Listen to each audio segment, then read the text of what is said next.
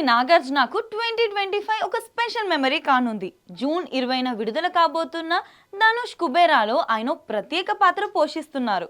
శేఖర్ కముల దర్శకత్వంలో రూపొందిన ఈ క్రైమ్ డ్రామాకు దేవిశ్రీ ప్రసాద్ సంగీతం సమకూర్చగా రష్మిక మందాన హీరోయిన్గా నటించింది.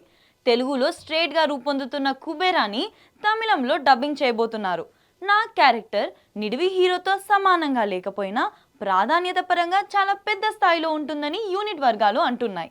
2 నెలలు తిరగకుండానే రజనీకాంత్ కూలీ ఆగస్ట్ 14న వచ్చేస్తుంది. ఇందులోనూ నాకు కొంచెం నెగిటివ్ షేడ్ ఉన్న స్పెషల్ రోల్ చేస్తున్నారు. అంటే అటు అల్లుడు ధనుష్ సినిమా, ఇటు మామ రజనీ మూవీ రెండిట్లోనూ నాగార్జున నటించడం విశేషం.